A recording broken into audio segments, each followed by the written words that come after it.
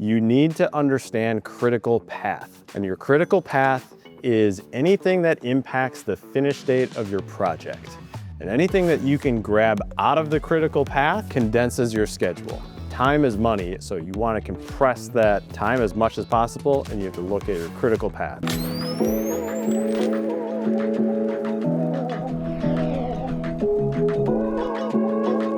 Welcome back to Real Investing, where we talk about real investing for the everyday investor. I am Tim Harridge with my friend Ryan Harper. And our special guest, Luke. Winter. I almost said winters, but it's so cold outside today, I kind of get a pass on that. Yeah, it's... But it's not cold. You flew in from South Canada? Basically, Minnesota. Yeah. We had it 8 degrees after flying 800 miles today. Added 8 degrees. Added 8 degrees.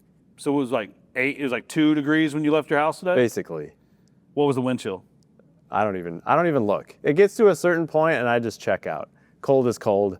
It's not going to be pleasant at 0. It's not going to be pleasant at -10, -20. Do you just walk outside in a trash bag, or how does that work? I mean, like... Can I interrupt and just say nobody cares? Let's just get into it. But I care. I care. I want to talk about advertising for real estate. But we're not going to talk about that first. Oh, we're going to talk about, you are an operational assassin.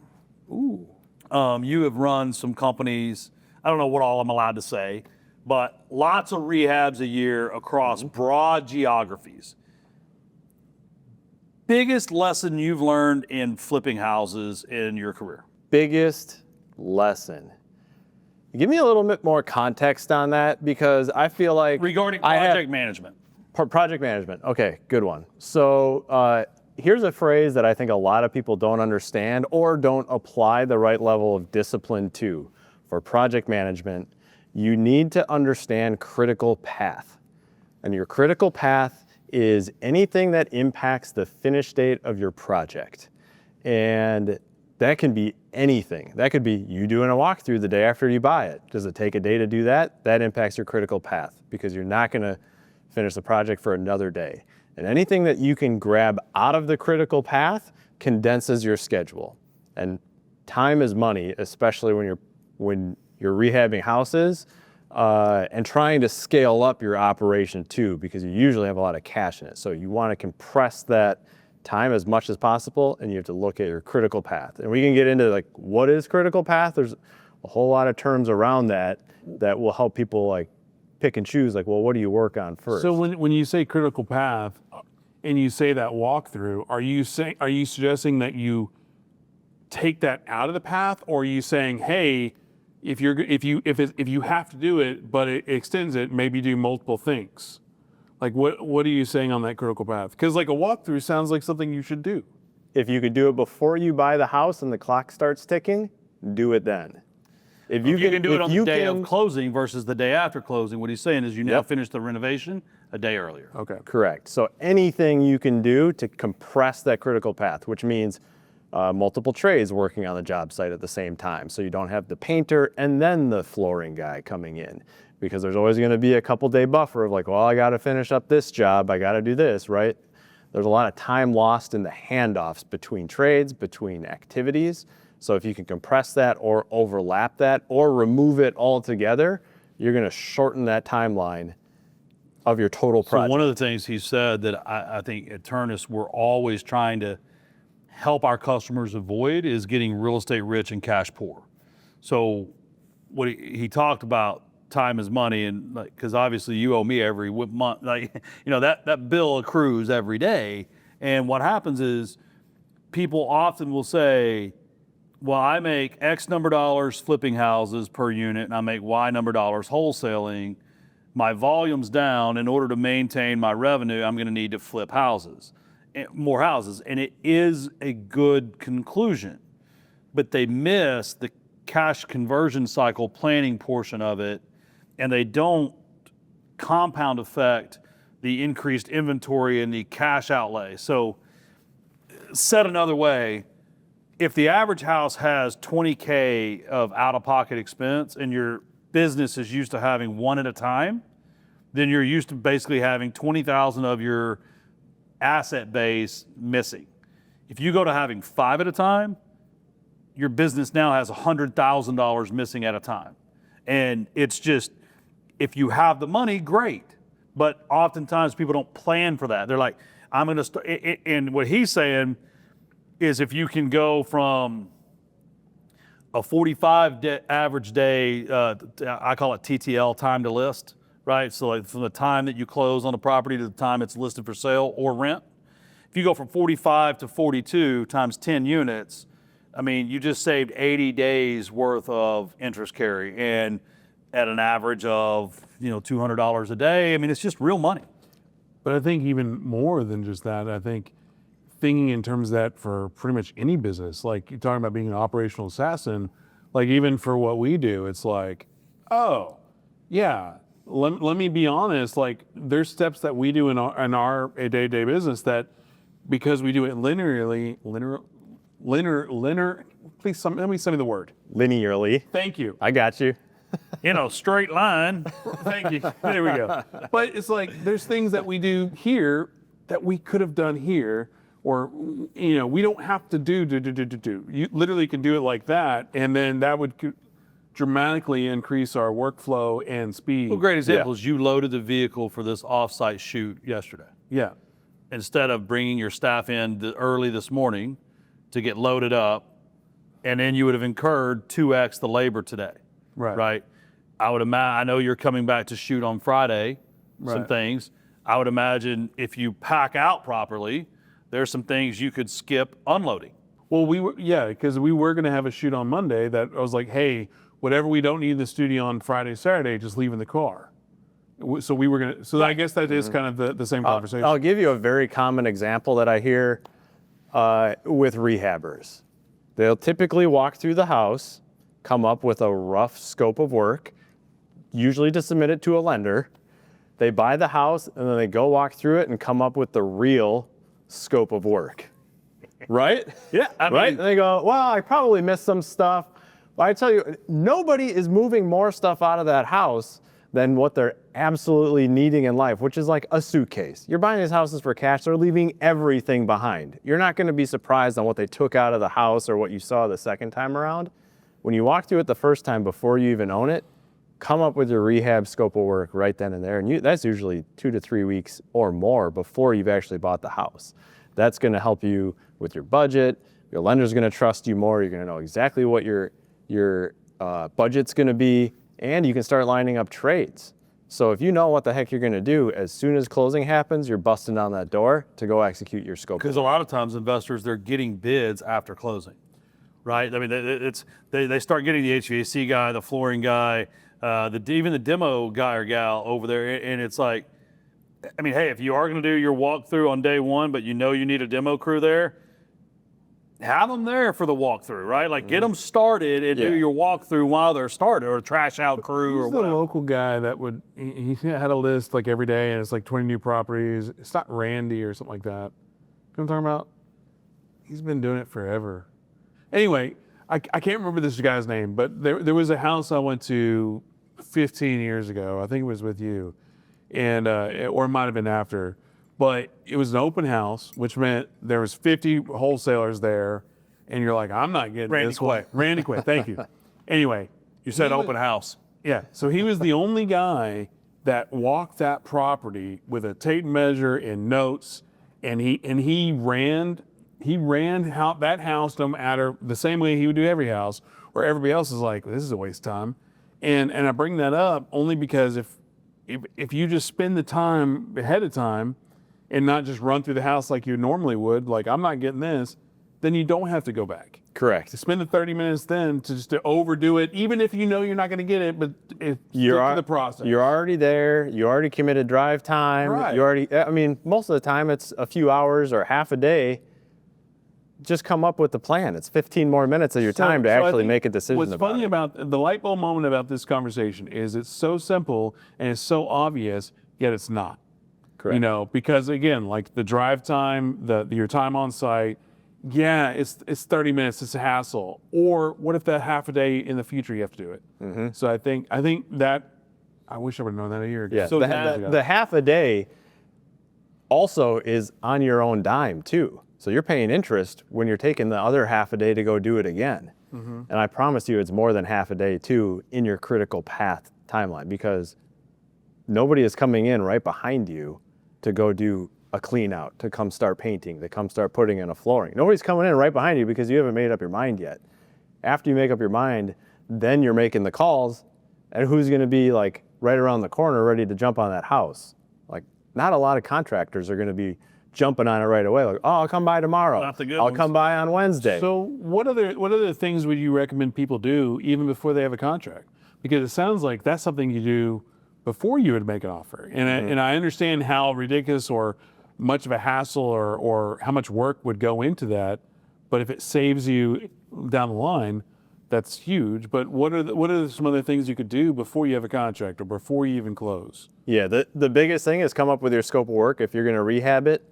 Wholesaling is a little bit different story, but when we're going down the rehab rabbit hole, you really need to have a good plan and somebody who can help you execute that plan.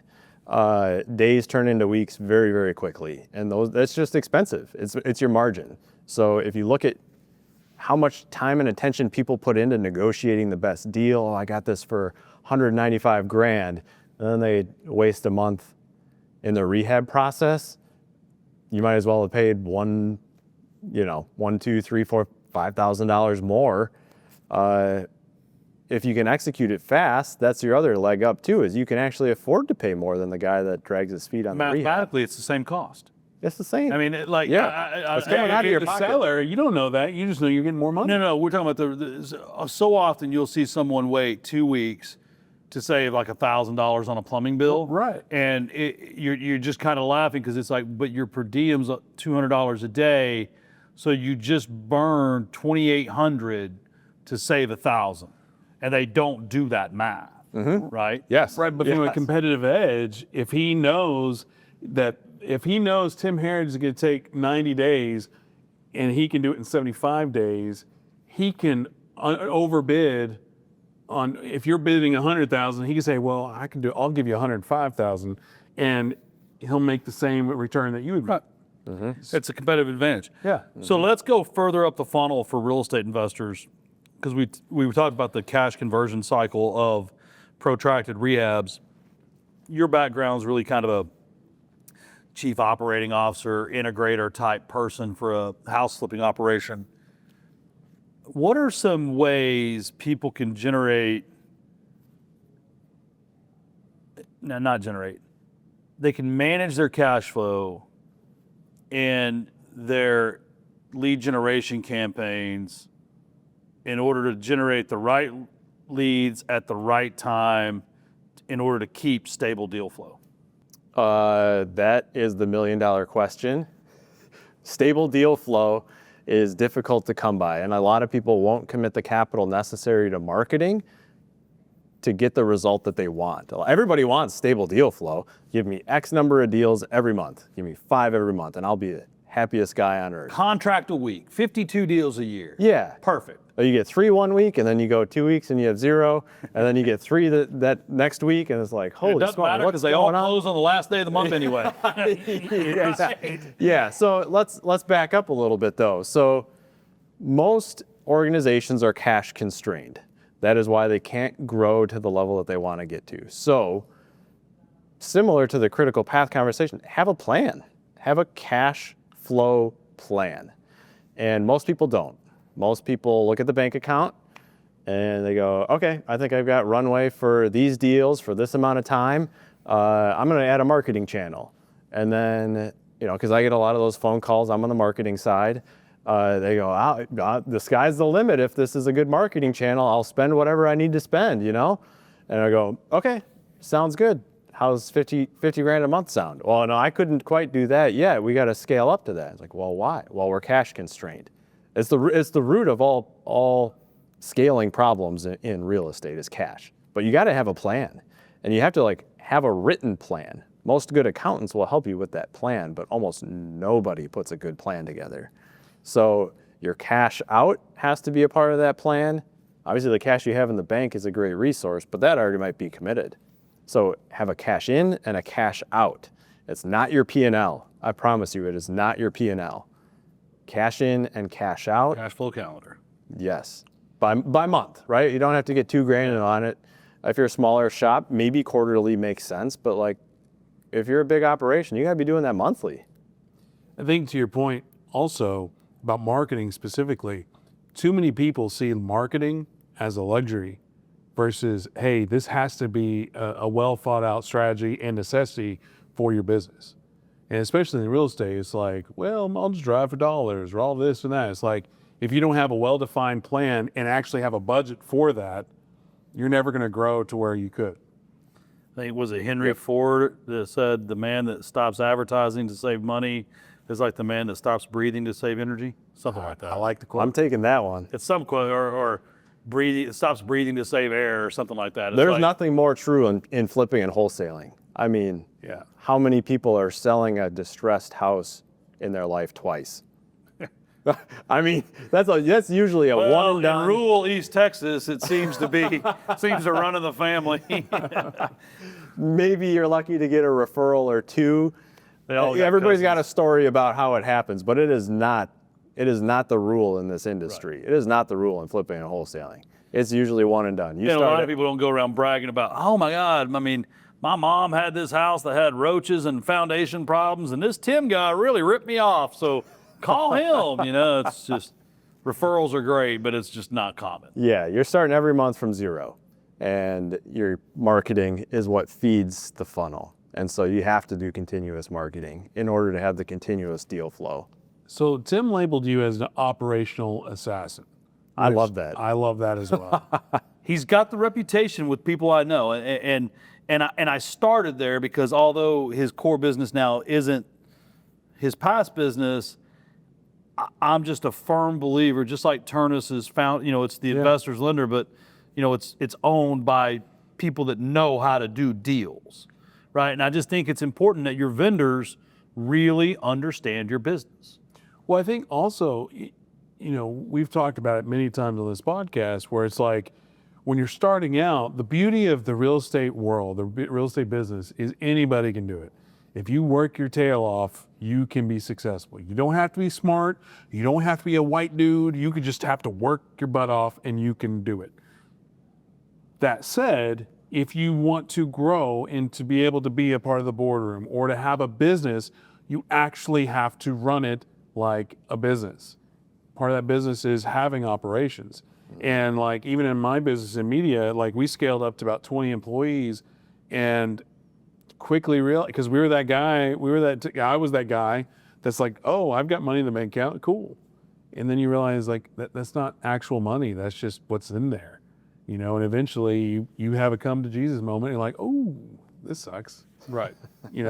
But it's because, not having the proper operations, the procedures, SOPs, HR, marketing, accounting, and Goldman Sachs, they call it the bail team, like your banker, your accountant, your insurance, and your legal.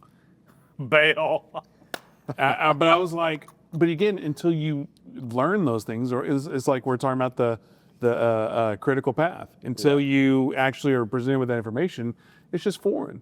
But like, obviously, you should have a relationship with a banker. You should have an accountant. You should have an insurance. You should have legal. But until you're like, hey, is this your team? Is this your core team? Like, no, I just, I have a bookkeeper that I talked to 2 years ago. Well, that's probably not really on your team. Yeah. Yeah. So you mentioned earlier you're in the media business. Obviously, I knew that. But why, of all your skill sets and abilities, did you gravitate towards the media business?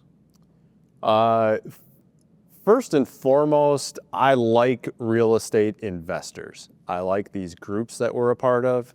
I love the networking, and in general, I just see eye to eye with these communities. You're a little tall to be seeing eye to eye. I mean, sorry. Yeah. I'm the distracting guy on the podcast. I love a good dad joke, don't get me wrong. Yeah. But No, Tim, let's talk about the weather again. yeah. So for me, I wanted to be a part of the community. That to me is important. I feel like my track record and reputation is of quality in these circles, and so I wanted to leverage that.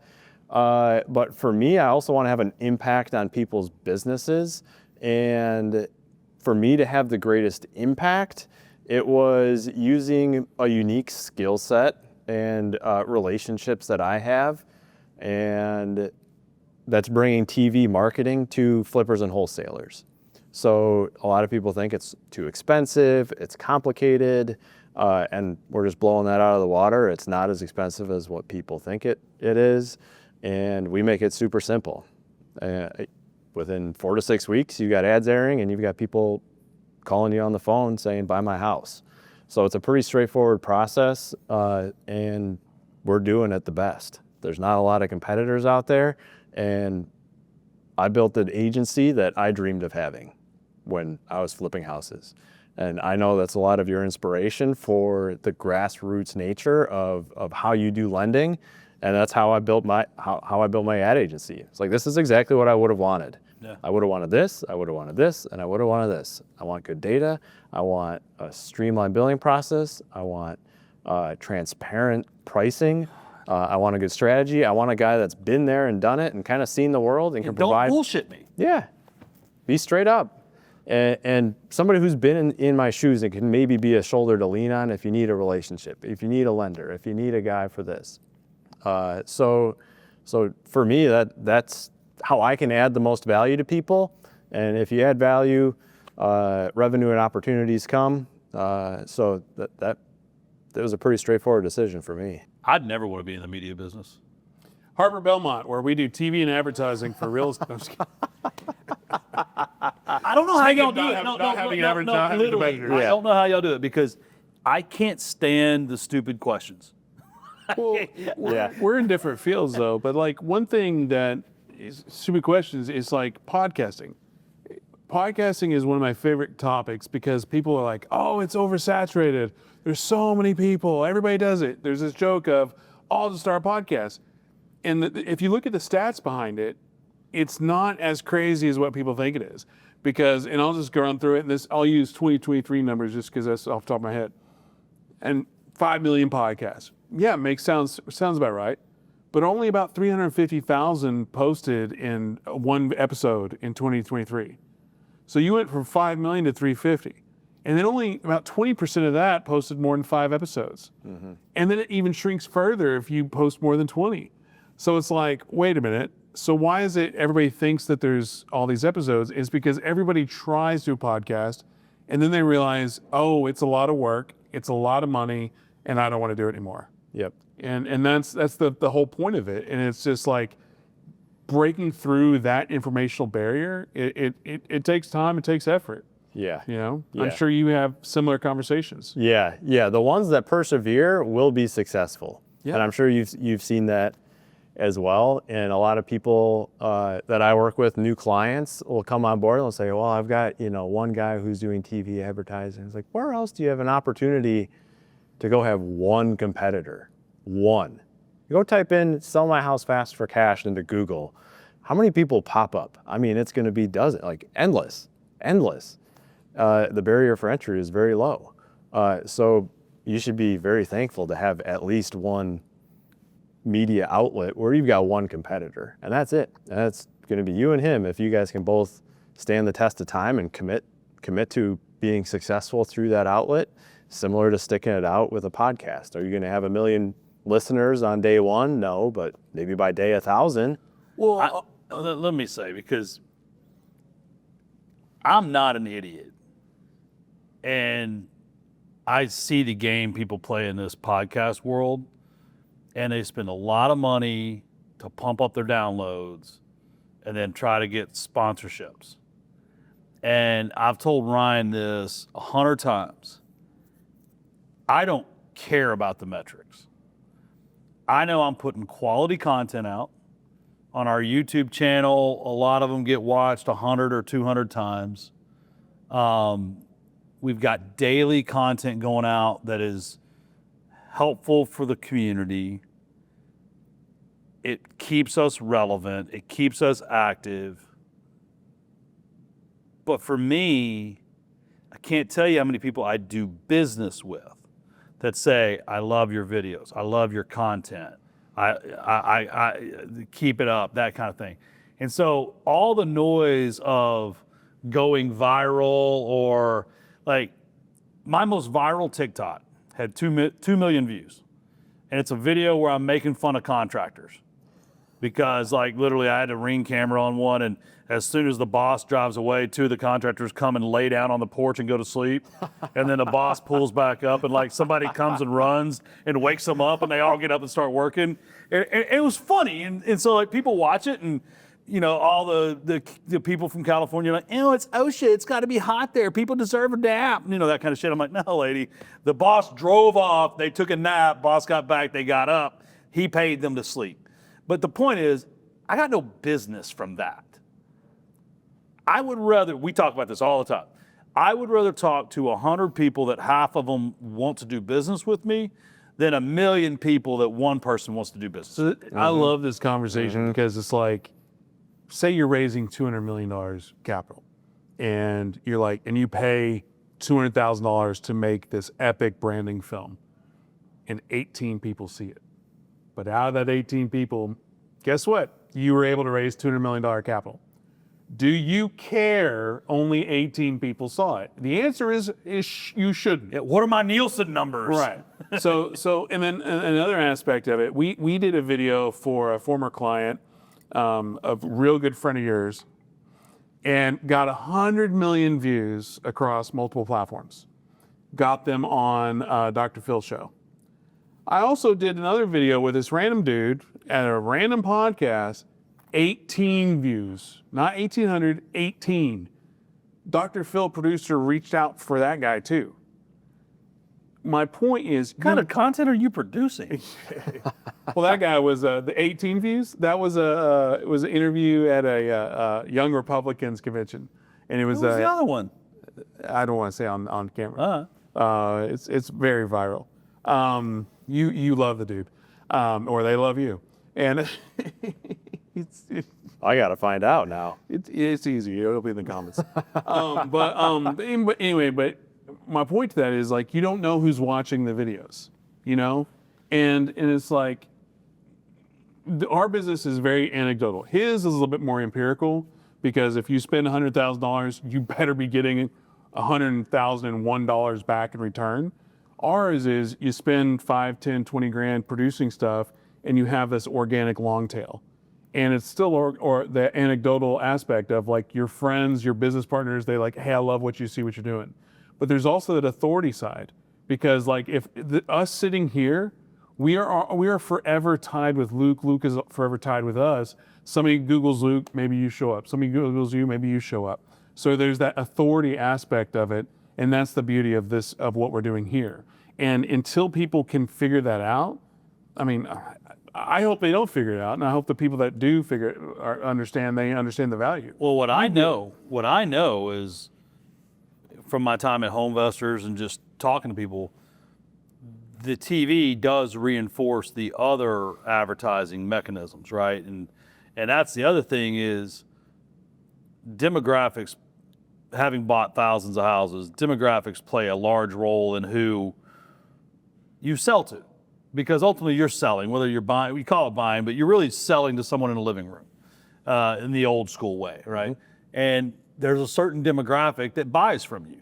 And for me, it's typically older white men or women, because I reminded, well, back in the day, probably be different now, because I reminded them of their grandson. And being a Marine, they had some family member typically in Texas that had been in the military. They identified that, and You were still a bit more rednecky country. Now you're a little bit more Wall Street. right. I drove up in a pickup truck that wasn't $100,000, right? Like Right. it was, like I actually still had to like wonder where the payment was going to come from, kind of thing. So yeah, it's just I was more relatable, and that was my demographic. I've got some friends that, I mean, my brother, when he used to buy for us, that dude could not buy north of I-30. North of I-30, he felt like they had other options than to sell to us, and just like he couldn't close the deal.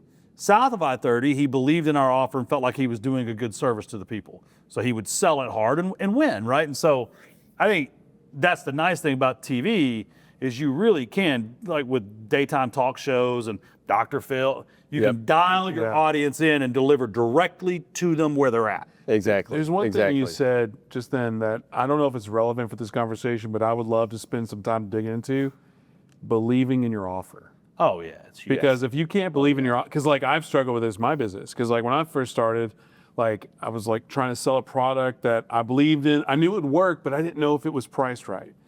And because I didn't convey that belief, or I didn't believe in it, I never got any customers. And it was just like, it's been so hard to grow, and I've only been able to grow with like clients that believe in me, not the offering. And now I'm like, I'm such an idiot. The offering that I have is huge, and they have to have this.